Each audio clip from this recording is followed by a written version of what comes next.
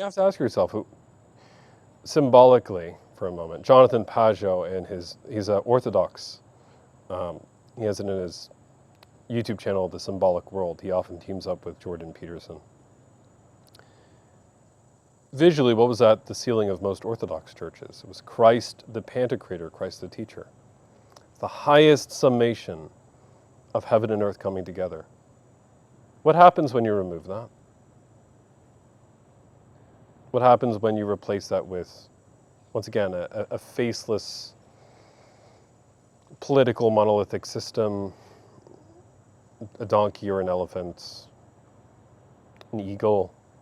What happens when you replace it with, and we don't need to go into excessive detail, what happened with the visuals borrowed from the biblical worldview at the entrance to the Olympics just recently? What happens when that occurs? Well, ultimately, those become icons we will inevitably venerate. And you will venerate an icon no matter what you do. Even an iconoclast who thinks they'll tear down all icons, they're gonna venerate one. The question is, will it be the right one? Do you think that puts a lot of different societal structures on the course to becoming lost in what their goals are? Or, I mean, I could think in terms of spiritual warfare on the individual level, like the instant you stop putting God first, it becomes very baseless. You know, it becomes. I want to get your take on that a little bit more. I'm curious. I mean, you know the analogy I'm about to make from Lewis. That we did so at the beginning of our discussion here today. Mm-hmm. Oh, I don't know. All I'll say is this sentiment. Sometimes I feel like when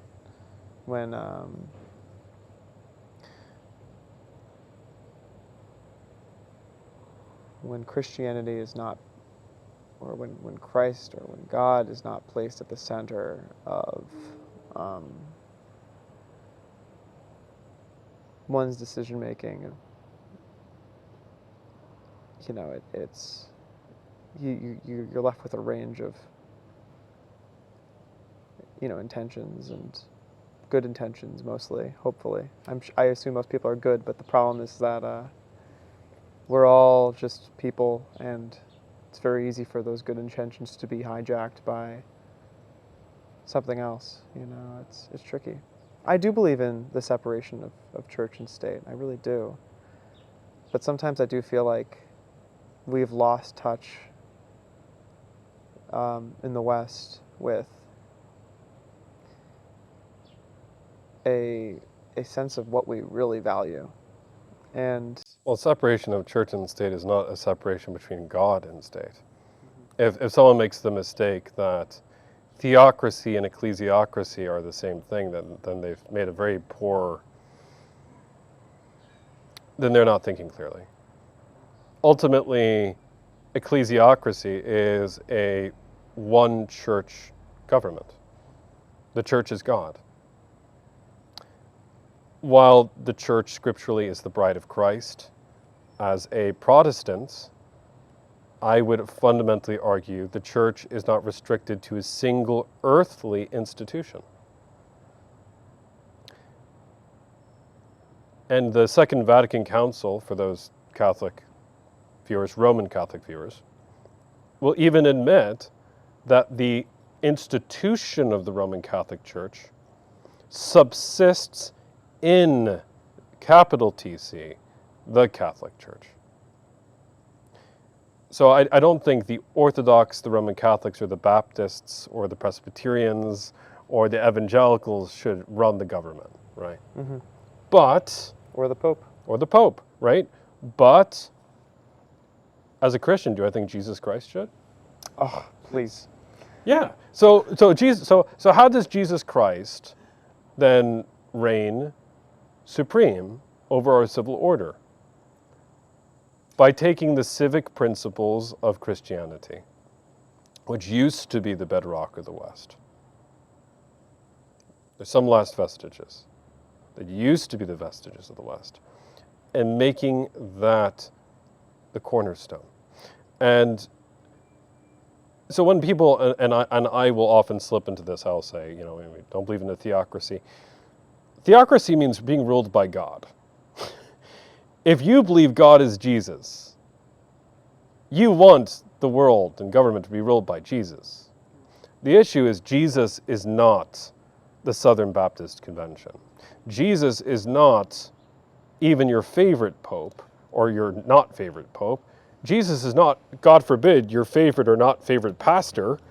And Jesus is also not the current rulers of all the countries. No, but he should. But he invites us to disciple the nations by means, and disciple does not mean make pew sitters.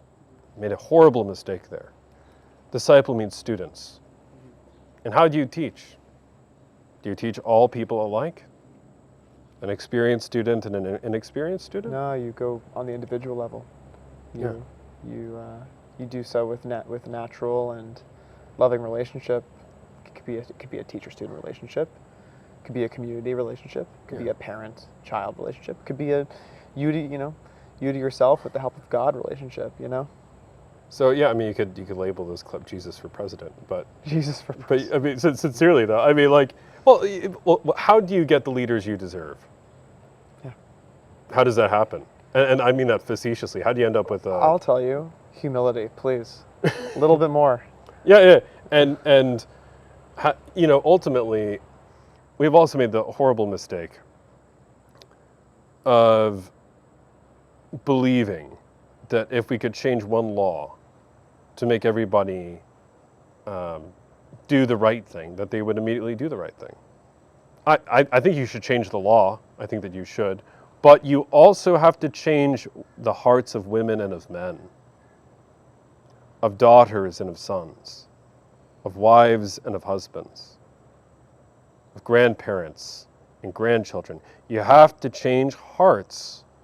Otherwise, they're going to rebel and build another golden calf. To quote the song, "Won't Be Fooled Again" by The Who, meet the new boss, same as the old boss.